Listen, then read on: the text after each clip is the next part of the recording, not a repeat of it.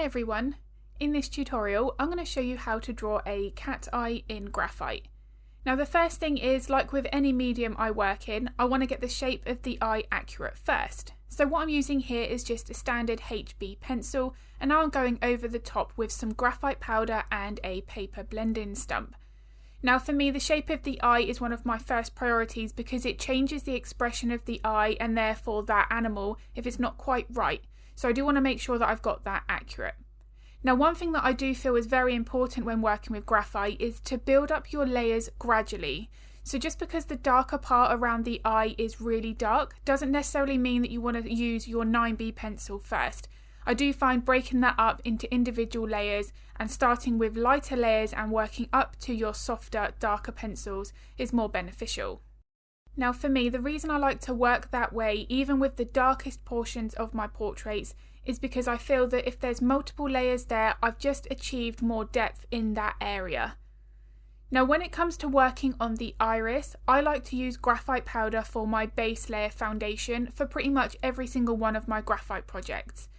Now what I want to be doing here is just mapping in my main lights and darks. Doesn't matter what it is that I'm drawing, I like to be making sure that I've got those accurate. Now the one thing that I can't stress enough is I'm not trying to get the base layer here as dark as what I can see in my reference photo. That there is what I'm going to be using my graphite pencils for, with the additional layers that I'm now going to add.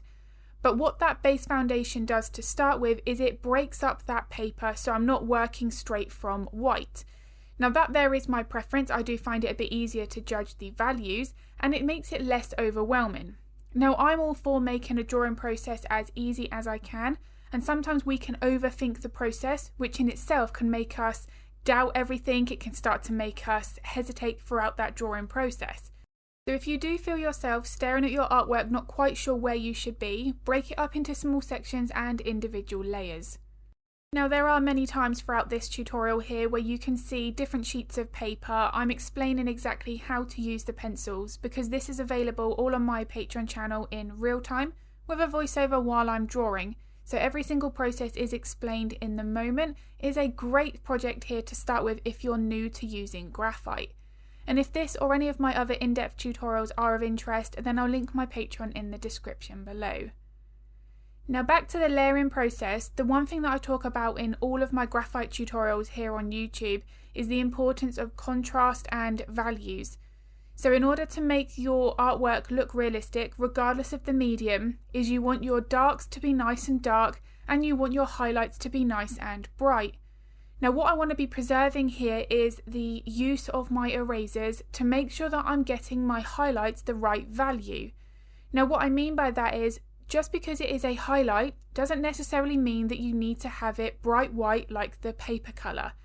Very rarely is a highlight actually truly white. You may get a really bright reflection in the eye like I've got at the top here, and there I have left the white of the paper showing.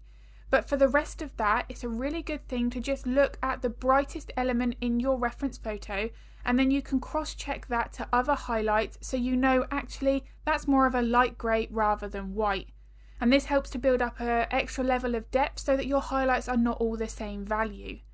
Now this also goes the same for your shadows, so the darkest part of your artwork, whatever it might be, that reference photo there with those dark shadows, pay very close attention to that, and then you can know how dark other elements in that portrait should be as well. Now when it comes to building up the pattern and the iris, this is very unique to each individual animal. So if you're working with pet portrait commissions, those tiny little patterns are what make that person's pet unique to them. So you do want to be making sure that you are studying all of that detail very carefully. So my initial aim for this tutorial for Patreon was actually just to focus on how to draw realistic cat eyes.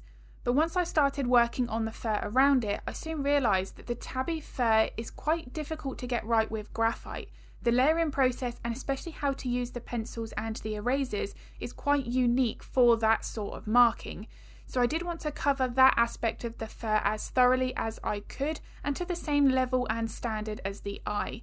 So what I decided to do here is split this little focus tutorial into two parts. So any Patreon members who wanted to follow along and really know how to draw the eye, they could just watch that, or they could then switch over to part 2 and focus on the fur aspect as well.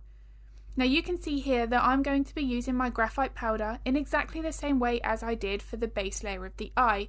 I'm mapping in my main lights and darks, and this has given me a really good base foundation, and now I've covered the white of the paper, I can truly see the values a little bit easier.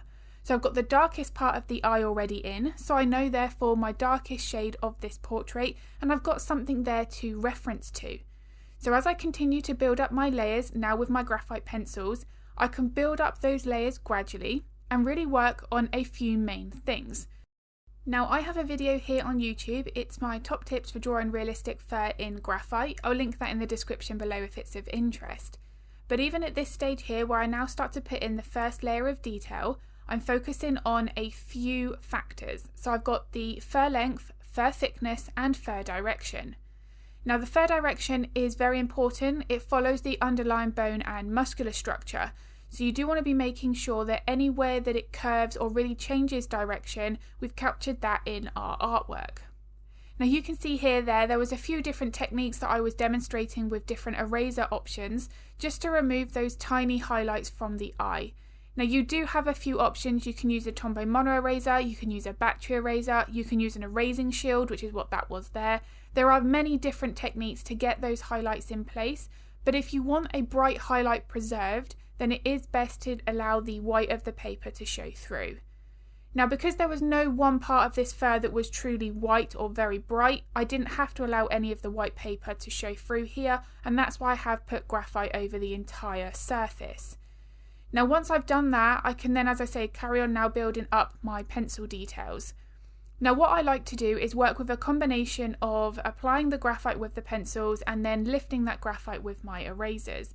I like to work in small sections and get those areas fairly completed before I move on to the next section. Now you don't have to work like that, but it is my preference. I find that I personally become more motivated because it's already starting to look like that reference photo. If I work on individual layers, I find sometimes I get a little bit stuck and it's not progressing as quickly as I would like, just because I find myself personally hesitating more at each layer. So if you do feel like that, then it might be a good idea to just break that up into smaller sections. Now the layering process is something that I do talk about thoroughly from start to finish of any tutorial. The layering process is what helps to build up the depth. So there is no one fur texture that just requires 2 or 3 layers. It's about using multiple layers to build up as much depth and therefore the more realism than we possibly can. Now I've briefly mentioned the importance of fur direction when working with good pencil technique. Now as I continue to start working on this corner of the fur, you'll notice that I'm breaking this up into 2 separate sections. So I'm working on the area right immediately below the eye, and then I'm going to come to the lower corner later on. Now for me, because this section of the fur, it curves, but it can also sometimes look like it's on a little bit more of a straighter edge. Now what I mean by that is that it comes from the lower corner part of the eye and then just cuts across to the left side of the paper.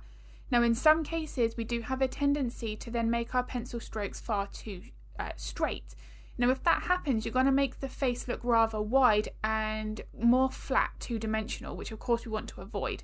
So to make sure that that doesn't happen, in areas like that, I do break it up into 2 or 3 individual sections, and I'll work on somewhere else next to it so I can piece that puzzle together gradually.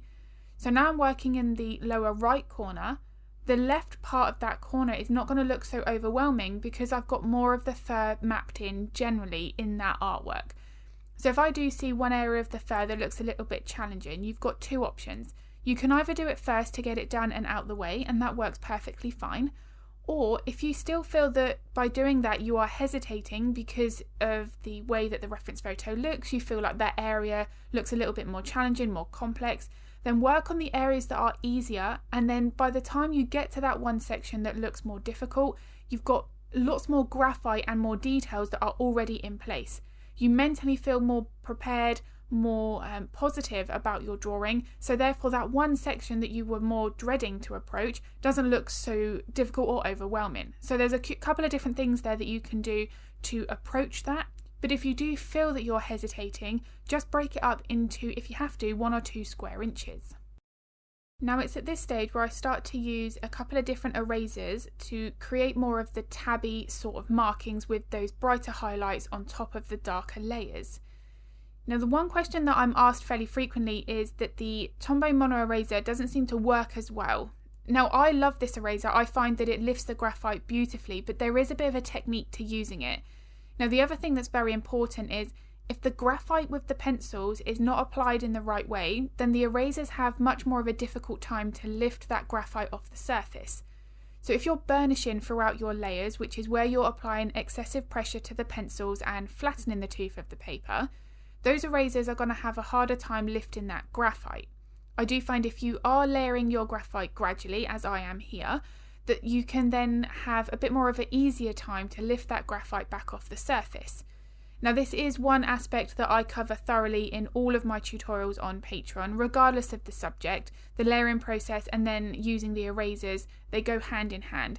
So if that aspect of drawing with graphite is something that you would like to see covered thoroughly, then as I say, my Patreon is linked all in the description below. Now in terms of the highlights, you saw there again that I showed a mixture of a battery eraser, the erasing shield and the Tombow Mono eraser. It's so that I could give my Patreon members a few different options on how to remove that graphite from the surface, and therefore depending on what sort of effect you want with your highlights, you can then narrow down the erasers that you want to choose. Now this is that lower corner where I said that for me personally I felt like it was a little bit more overwhelming. The fur tended to go in a little bit more of a straighter left direction.